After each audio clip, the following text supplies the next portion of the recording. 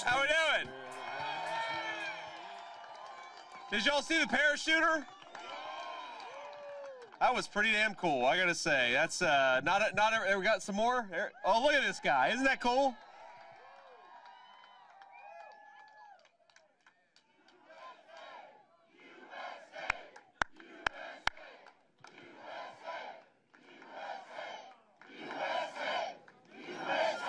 That is amazing.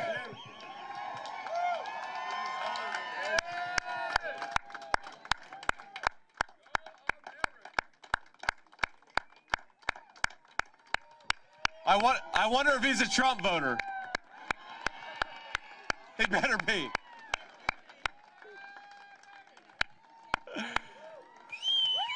Is that it? We got anybody else coming? Just those two.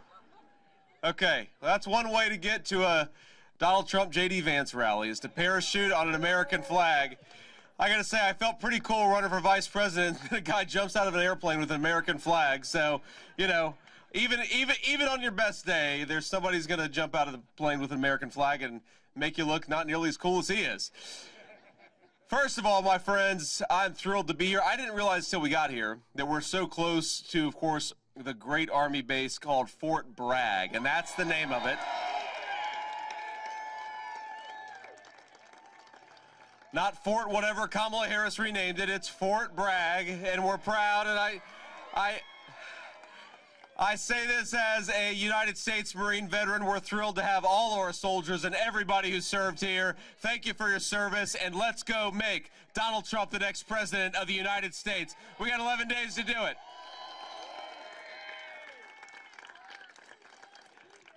We got some Marines here too. All right. The owners of this facility over here, they said the Marines were in town doing some artillery training. And he said that when the Marines are in town, the whole building shakes. It's really loud. And I said, and all the bars run out of beer, I'm sure, when the Marines come to town. That's okay. Look, here's the thing about my job is, think about this. I've got the easiest job in American politics. I get to go around and I get to talk about the fact that when Donald Trump was president, inflation was 1.5%. People could afford groceries and people could afford housing. That's a hell of a record to run on. I get to go around talking about Donald Trump supported our police and secured the American southern border. We had low crime and we had a closed down border. That's something to brag about. And I get to go around and talk about the fact that we had take-home pay rising faster than it had in a generation in 40 years when Donald Trump was president. That's also a record to brag on. And, you know, we got a beautiful baby back here with a Make America Great Again shirt.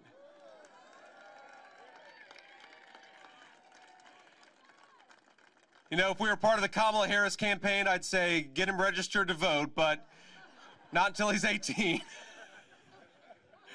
But look, here's the thing, and I kind of feel bad for Governor Tim Walz, if I'm being honest with you. And I know it's you didn't expect me to stand up here and be all bipartisan, but Tim Walz has got the hardest job in American politics. Think about this. He's got to go around and try to pretend that Kamala Harris didn't cast the deciding vote on trillions of dollars in new spending, which drove inflation through the roof, but of course she did. He's got to go around and pretend that Kamala Harris did not open the American southern border when every one of us knows that's exactly what she did. And he's got to run around pretending that Kamala Harris is the candidate of change, even though she's been the vice president of the United States for 3.5 years. He's got to pretend that somehow Kamala Harris is going to solve the very problems that she created while in government over the last 3.5 years. And I think in 11 days, the state of North Carolina, we're going to send a message to Kamala Harris. You are not the candidate of change. In fact, you're fired. Go back to San Francisco where you belong.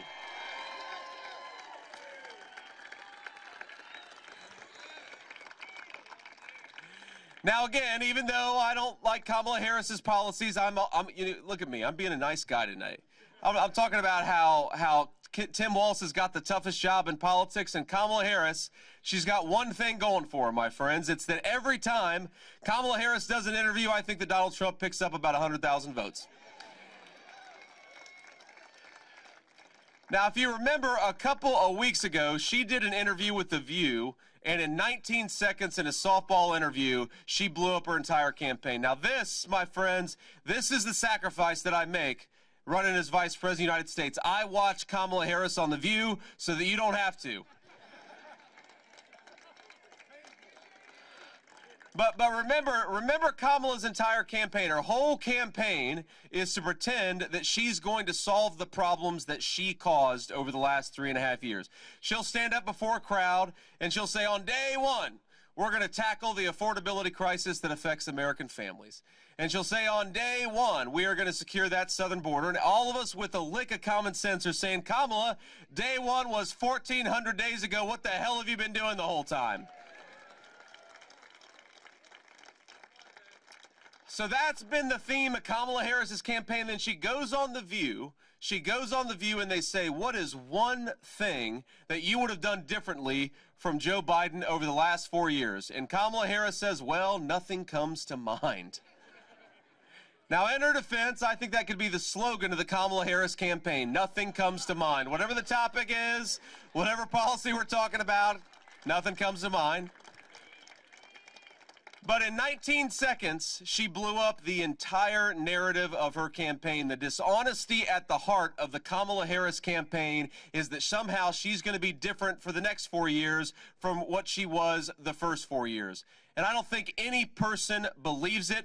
We do not believe it. The state of North Carolina is going to reject that lie in 11 days, and we're going to make Donald Trump not just the winner of North Carolina, but the president-elect of the United States of America.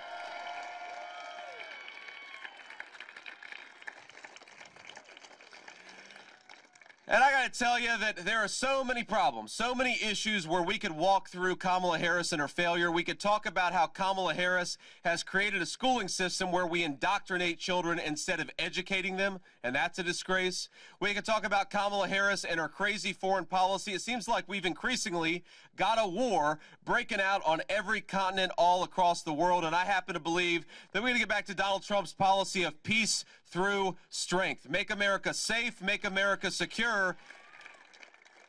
And you know, these wonderful soldiers that put on the uniform and risk their lives for us every single day, that is the most precious resource we have as Americans, is we still have hundreds of thousands of young Americans who put on the uniform and fight for us. We got to use those resources and respect those resources as precious. You don't send them to every foreign conflict. You don't send them to police the world. You send them to fight for America's national security, and that's what Donald Trump's going to do.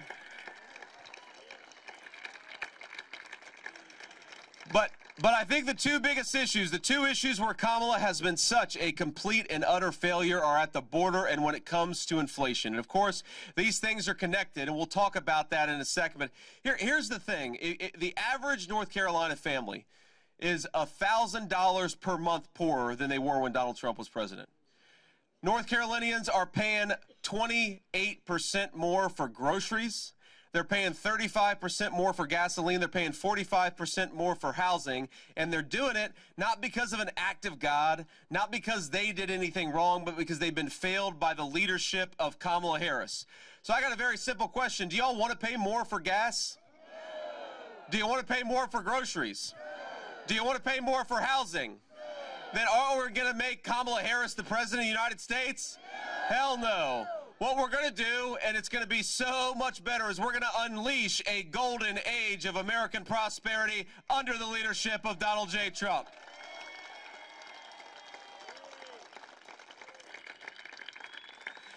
And we're going to do it by doing the things that Kamala Harris didn't do. You know, every time they ask Kamala Harris a question, what is your specific plan for lowering prices for American families? What are you going to do actually to secure the southern border? She'll go, well, I grew up in a middle-class family. And it's like, okay, Kamala, that's nice, but you grew up in a middle-class family, and then what? What are you going to do to help those middle-class Americans you allegedly care so much about? Or they'll say, well, look, the world has gone to hell in a handbasket. It's chaos all over the world. How are you going to fix that problem? And she'll say, well, I used to work at McDonald's, and I made the hash browns when I worked at McDonald's, and, I used to believe that. I don't even know if that's true, actually. I think that maybe Donald Trump has worked at McDonald's for longer than Kamala Harris has. But even if it is true, she has got no agenda to run on. And every time she talks about her agenda, again, I think that Donald Trump and I pick up about 50,000, 100,000 votes. Because she goes around, and I've never, the president made this observation to me. We were on the phone a few months ago, and he's like, have you ever seen a politician going around the country saying she's going to raise people's taxes? And I was like, that's a good point. Even the ones who are lying to you, who want to raise your taxes, will at least tell you that they want to cut your taxes. Kamala Harris is the only candidate that I've ever seen who will tell you she wants to make your tax rates higher. That's ridiculous. Meanwhile, she wants to use all that money to pay foreign companies to poach our jobs and steal our industries, and I think that's got it exactly upside down. So while Kamala Harris is promising to raise your taxes and then reward companies that ship jobs overseas, Donald Trump wants to cut your taxes and punish the foreign countries that are stealing our jobs and stealing our industrial base. That's a much better pathway to prosperity. While Kamala Harris is talking about increasing regulation, she's promising that she's going to put hundreds of billions of dollars of additional regulations on the American economy. Donald Trump and I believe that we can have clean air, we can have clean water, and we can also have a growing economy that creates prosperity for all. Cut out the ridiculous regulations and focus on prosperity for the American citizens. Kamala Harris has got the worst energy policy. She has gone out there, she's banned or tried to ban fracking. She's talked about it. She's tried to make it harder to do energy leases in the United States of America. They've all done all these ridiculous regulations that make it harder for Americans to actually use the incredible energy resources that we have right here in the United States of America. Kamala Harris wants us to buy oil and gas from tin-pot dictators all over the world. Donald Trump wants us to buy oil and gas from American workers and American territories, and that's exactly what we're going to do. And when we do that, my friends, it's going to lower energy costs for American citizens. It's going to make gas, it's going to make heat in your house more affordable. I know it doesn't get quite as cold in North Carolina winters as it does in Ohio winters, but it still gets pretty cold, right? So we want to make it easier for you to heat your home in the winter. We want to make it easier for you to fill up your tank and get to work and take your kids to school in the morning. We want to make it easier for you to afford the American dream, but the only way that we're going to do that, the only way we're going to make the American dream more affordable is to fire the current leadership of Washington, D.C. and put Donald Trump back where he belongs.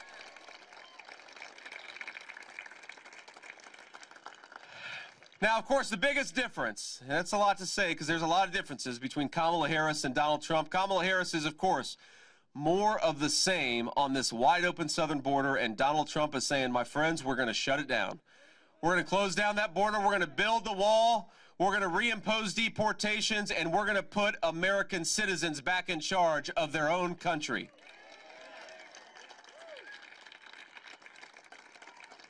And it's hard to overstate how bad Kamala Harris has been on this. From the moment she came into the Oval Office, she actively bragged about undoing Donald Trump's successful border policies. She said, we're going to suspend deportations. She said that we're going to make it harder for people who are illegally in this country to get taken out of this country. She said it was compassionate to allow the Mexican drug cartels free reign over the United States of America. You know what I think real compassionate is?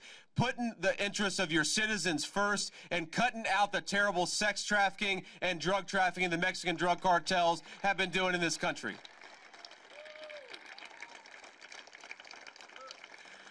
But she's not just rolling out the red carpet for illegal aliens in this country. Kamala Harris is also promising to give them benefits paid for by the American taxpayer. She has the audacity. Everywhere she goes, it's the most dishonest thing she does in her campaign. She has the audacity to accuse Donald Trump of wanting to go after Social Security when she is trying to give Social Security to illegal aliens. You want to bankrupt the United States of America? You want to bankrupt Social Security? Give it to illegal aliens, which is exactly what Kamala Harris is proposing to do. She talks about how Donald Trump wants to take away Medicare. Donald Trump has fought to protect Medicare his entire life as a leader of this country. Kamala Harris is promising illegal aliens will get access to Medicare. And not just that, but she'll pay using your tax dollars. She'll pay for illegal aliens who commit violent crimes to get sex changes on taxpayer dime. It's crazy. It's hard to believe that even 10 years ago, we would have had an American Democrat running on this disgusting open borders agenda. Now, Donald Trump and I, of course, we've got a different message. To people who have come into this country illegally, our message is very clear. Pack your bags, because in 4 months, you're going back home.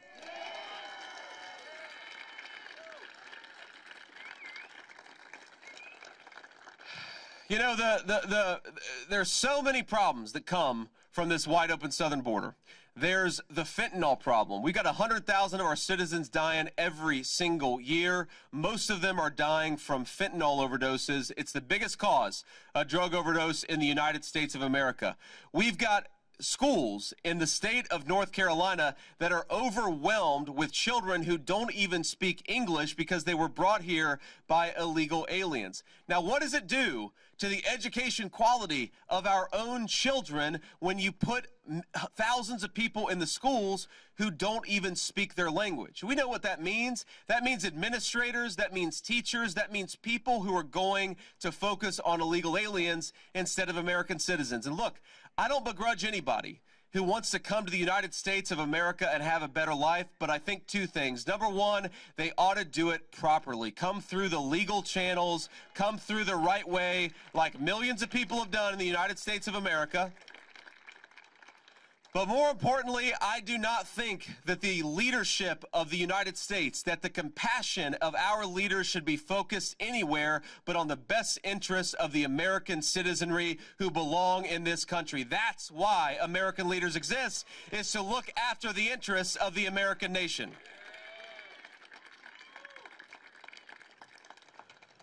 Now, I'm going to say a couple more things. I want to recognize some people, but I know we've got some reporters here. We're going to, let them ask some questions, and I'll answer a few questions.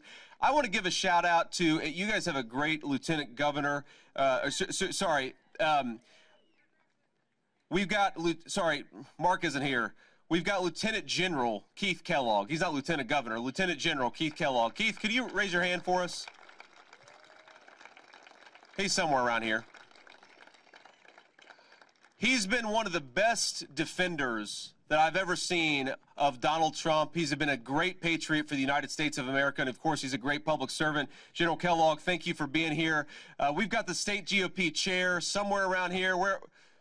Raise your hand. There we are, way back in the back. He's a tall guy.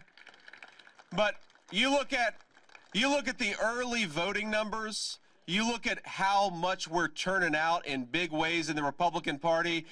We are doing a really good job in the state of North Carolina, and we got to keep our pedal to the metal. The one thing I worry about is, I don't want folks to get complacent.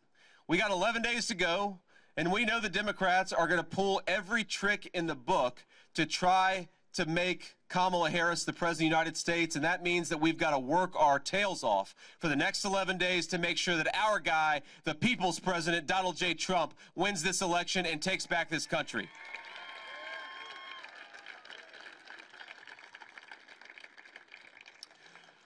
Let me say a couple more things just about that. I want you to write this website down and remember this website. I want to look at it just to make sure I get it right. swampthevoteusa.com.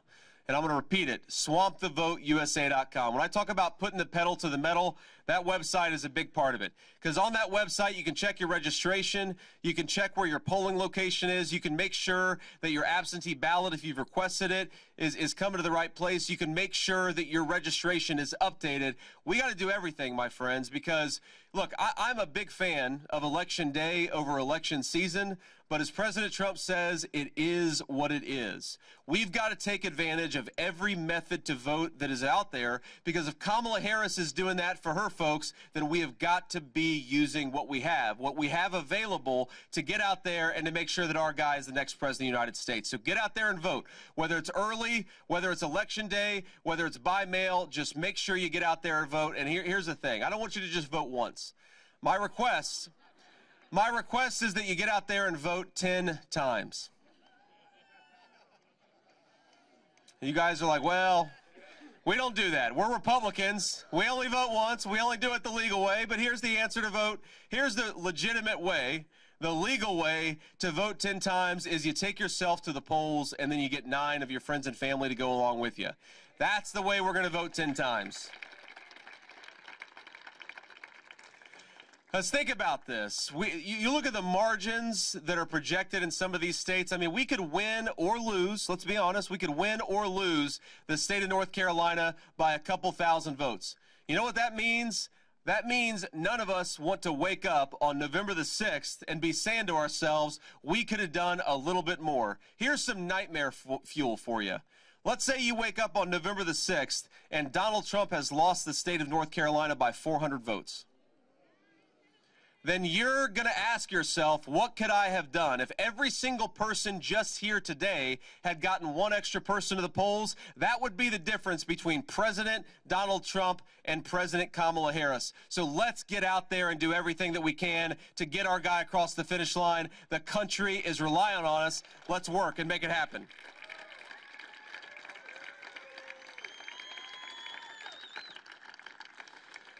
One final thing. I know most people use social media some form. Maybe you just text, maybe you just call people. Whatever your favorite method of talking to your fellow citizens, make sure you tell them why you're voting for Donald Trump.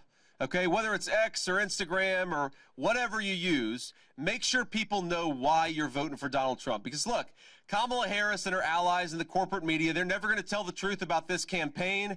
They're never going to tell the truth about our candidate, but you know who can tell the truth? We can. We can get out there to our neighbors, to our friends, to our family, and talk about why we're making Donald Trump the next president of the United States. I know that this is all, look, I know all of you are doing it.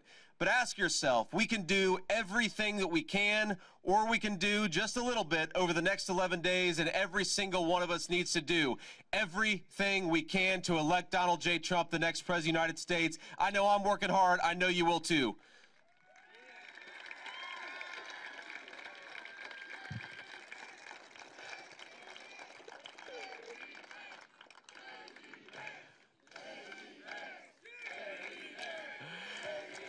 Thank you.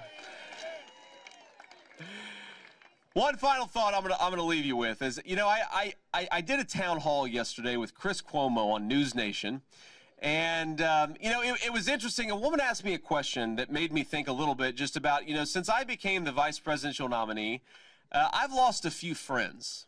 My wife and I have lost a few friends.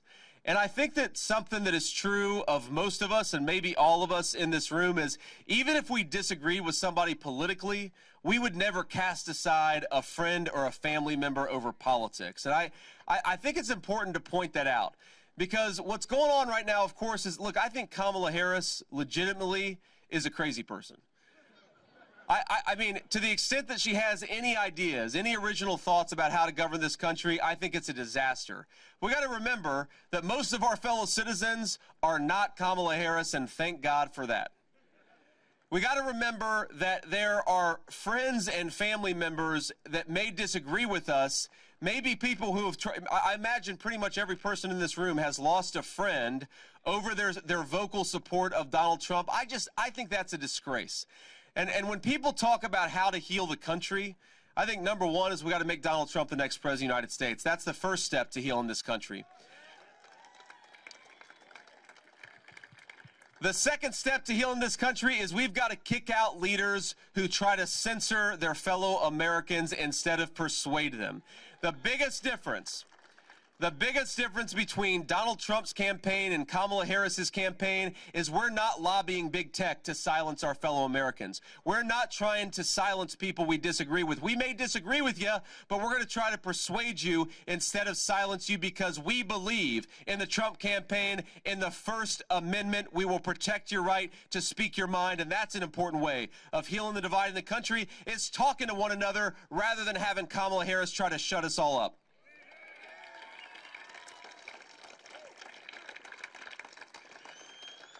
But I think a third thing we got to do, just to repeat myself, is even if you've got somebody who's going to make a bad political decision in November, spend the next 11 days not casting them out of your life. Let's spend the next 11 days trying to persuade them that Donald Trump is the best future, not just for this country, but for them personally. And that's what I promise you I'm going to do. I'm going to try to make my argument for the next 11 days to anybody who's still open to persuasion, because here's what I believe. I believe that unless Donald Trump is the next president of the United States, Americans are still going to be unable to afford groceries. I believe that when Donald Trump is the next president of the United States, Americans, especially young Americans, are going to be able to afford to buy a home again. I believe that when Donald Trump is the next president of the United States, we are going to secure that border and stop the flow of fentanyl coming into our country. I believe that when Donald Trump is the next president of the United States, we're going to unleash a golden age of prosperity for the American people. Let's get it done, my friends. God bless you, and thank you for having me in North Carolina.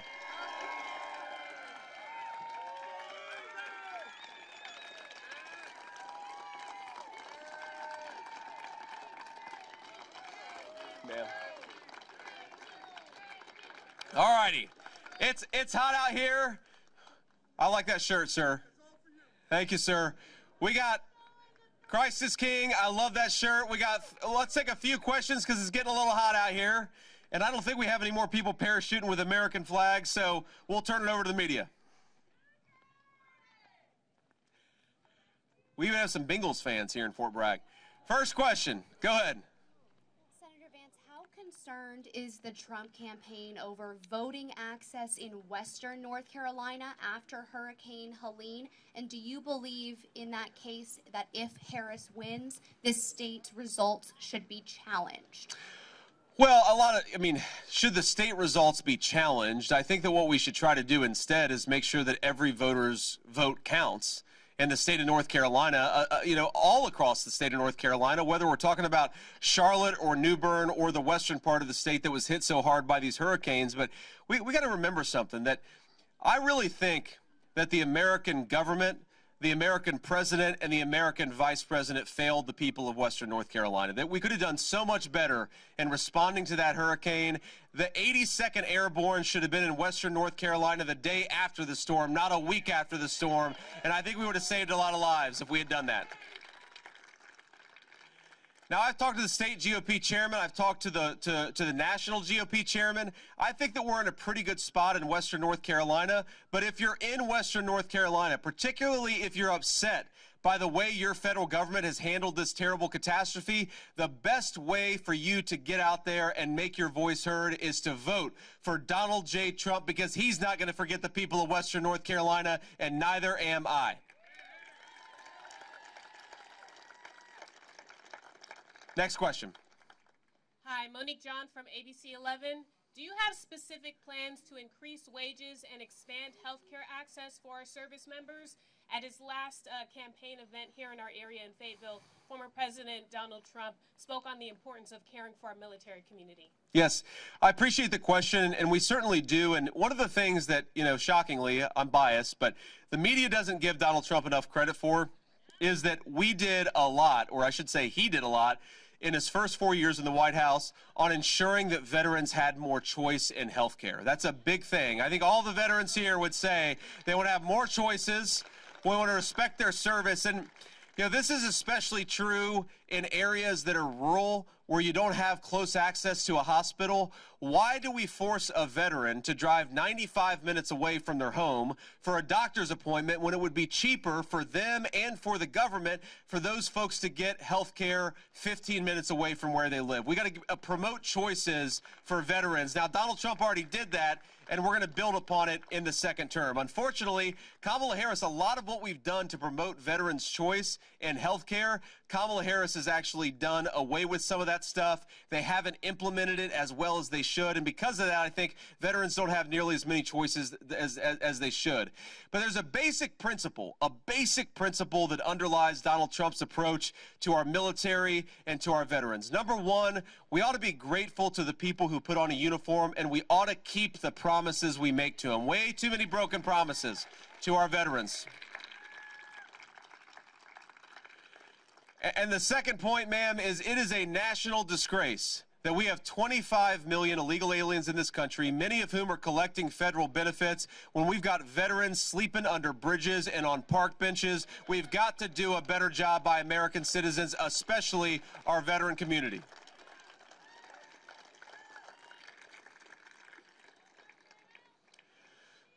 Senator Vance, Hal Nunn from Hoke Media Group. Thank you for coming to Raeford, North Carolina. Thank you, Hal. It's good to be here. Yes, it is. Good for you to be here. Our education system in North Carolina in some areas is broken. And it's a lot of the money being spent, wasteful spending, and a lot of it at the top. Our staff, our teachers, our workers are working their tails off, but they just can't seem to get over the hump on grades, reading, writing, and math.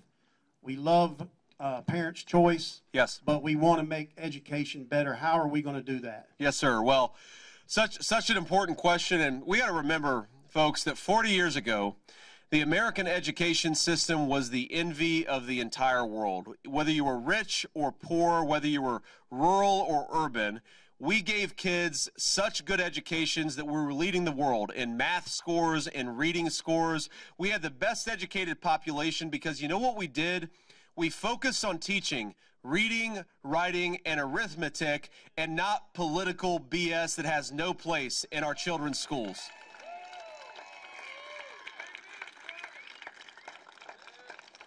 Now, you talk about spending. We actually spend more per pupil than almost any education system in the entire world, and we have to ask ourselves, what are we getting from it? We're getting 40th in reading, 41st in math. We're not giving a good education to our children, and most importantly, our kids are not going to have good opportunities in life if they start out with a bad education. So we got to say, number one, we want to give parents more choices in schools. Let parents choose where they send their schools. The money ought to follow the child around, not a broken school system if that kid is stuck in a broken school. That's principle number one.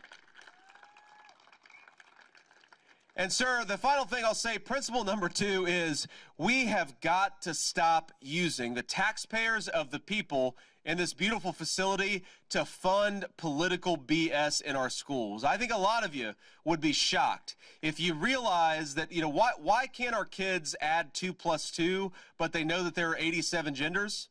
Why is that happening? It's happening because our tax money goes to fund bureaucrats at the Department of Education. Bureaucrats that are putting radical curricula into our schools instead of teaching our kids what they need to be successful, happy, and healthy people. We got to get back to the basics in education, and Donald Trump and I are going to fight for that every single day. Thank you, sir, for your question. We'll do one more.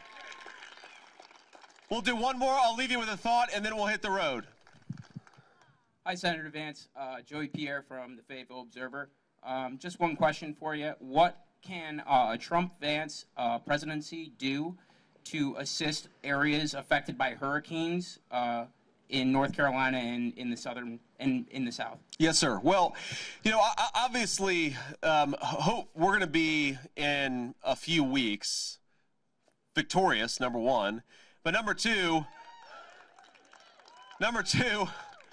Western North Carolina is hopefully going to be in the recovery phase of the campaign, right?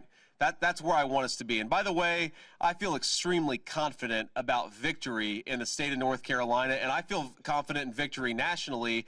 I worry a little bit. I'm less confident, if I'm being honest with you, about how well Western North Carolina is going to recover with a broken bureaucracy that's managing this process.